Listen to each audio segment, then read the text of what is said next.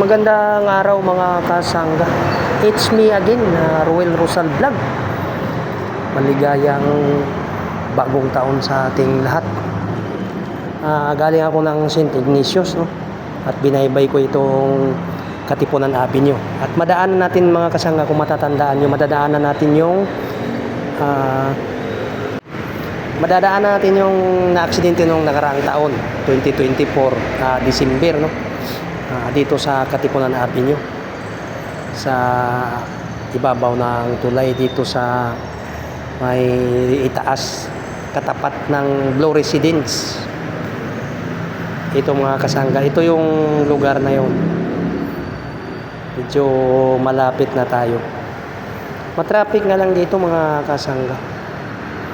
Siguro pag nagkataon na ganito ka bagal ang traffic, siguro hindi magkaroon ng ganong kadaming mababangga nung malaking sasakyan na nawala ng preno mga kasangga. Medyo palusong kasi ito, kaya talagang pag nawalan ka ng preno, mabigat pa yung karga, talagang malakas ang impact, no, kahit mabagal man ang takbo mo, kasi medyo palusong kasi ito papuntang Ateneo. Ngayon medyo matraffic ito. Ito mga kasangga, medyo malapit na tayo, no? Tsaka condolence po sa mga nasawi dito nung nung time na yun, yung mga nasawi dito sa aksidente ng Katipunan Avenue 2024. December po yun. Talagang napakasaklap na pangyayari. At di man talaga sinasadya ng driver, talagang kulong pa rin siya dahil sa mga maraming damage, may mga namatay. Di tayo tiyak kung ilan ang namatay, basta on the spot namatay apat ang namatay. Ito, malapit na tayo mga kasangga.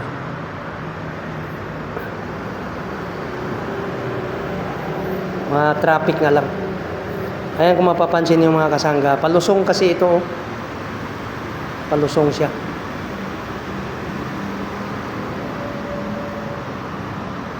Kaya malaking sasakyan pa at mabigat pa yung karga nung nawala ng preno, kaya talagang malakas yung impact. Kahit sabihin nating mabagal yung takbo niya, palusong. Kung di siya tumama sa bus, talagang abot pa ito sa mismong Ateneo, tapat ng Ateneo. Hindi naman siya makapasok sa Ateneo dahil malayo sa kalsada, yung sa highway, yung school. Pero halos tapat siya, abot siya ng tapat ng Ateneo kung hindi siya na dito. Hindi siya nasabit sa malaking bus. At nakatama siya ng iilang mga sasakyan, mga kotse, at bukod sa kotse, may mga ilang motorcycle pa ang kanyang inararo. Ito yun, nasa ibabaw na tayo ng tulay mga kasangga. Malapit na tayo. Yan. Dito sa ating bandang kanan, papuntang Marikina. Bandang kaliwa, papuntang Cubao. Aurora itong ilalim. Aurora Boulevard itong ilalim mga kasangga.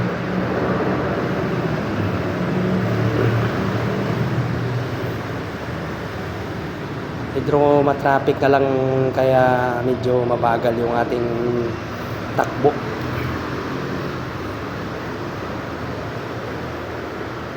Ito yung mga kasangga, mapapansin nyo, palusong, di ba?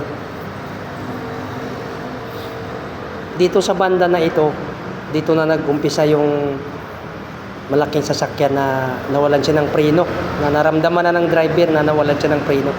At di na niya alam kung paano niya gagawin, anong gagawin niya. Kaya siguro nalilito na siya hanggat sa nabanggaan lang siya ng mga sasakyan at mga motorcycle na sa kanyang unahan. At yung pinakahuli, yun yung bus. Kung wala yung bus, talagang dire-diretso pa siguro yung kanyang pagbaba. Dahil nga po nawalan siya ng preno. Dito yung mga kasangga. Yan yung kaliwa, yung bandang kanan ko, ito ay Blue Residences yan, mataas na building. Yan ay sa itaas ng Marikina. Itong kaliwa naman, Barangay Loyola Heights yan. Kaliwa na yan. Yung ilalim mismo ng tulay na ito yung highway ng Aurora Boulevard.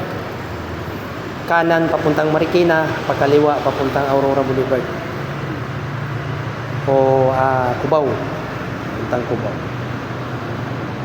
Sobrang traffic nga lang. Kaya ang tagal ko nakalusot dito.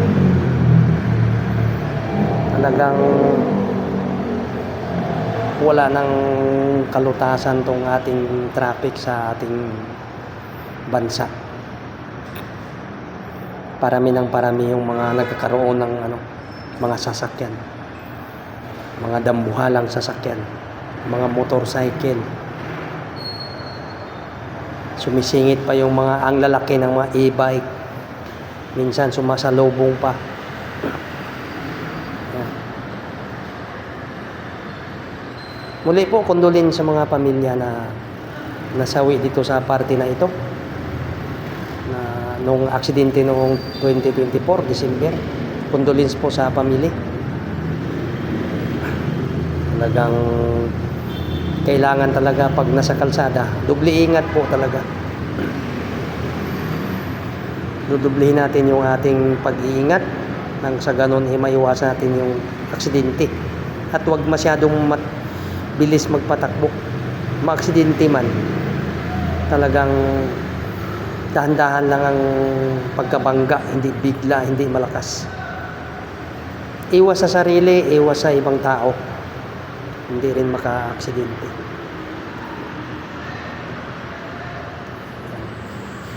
Medyo malapit na tayo mga kasangga. Malalampasan na natin madadaanan na natin yung mismong inararo ng malaking sasakyan na wala ng preno.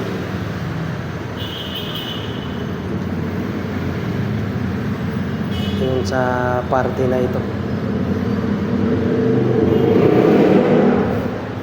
Dito yun mismo mga kasangga. Ito sa party na ito mga kasangga, dito nangyari. Yan. Hanggang sa pababa. Hanggang sa pababa. Yan, kung mapapansin nyo mga kasangga, matatanaw na natin yung Ateneo bandang kanan. At dito nangyari yung aksidente mga kasangga. Dito yung napakarami yung binangga ng isang malaking sasakyan.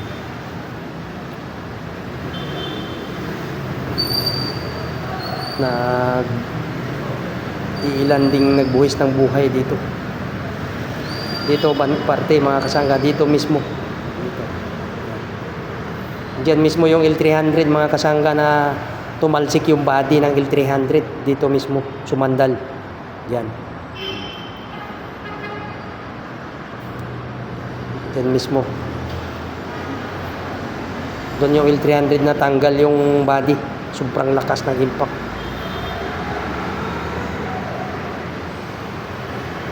Napakalayo ng distansya. Napakalayo ng inabot ng malaking sasakyan. Dito mga kasangga, dito yung bus. Bumalagbang yung bus, yung binangga niya. At hanggang dito na lang din yung malaking sasakyan na nawala ng preno. Hindi niya kayang yung bus dahil bumalagbag na. So hanggang dito na lang yung ating vlog mga kasangga. Maraming salamat sa mga nanonood. Please comment, share, and subscribe my channel. Ingat po tayo lagi mga kasangga. Bye bye. Bang bang.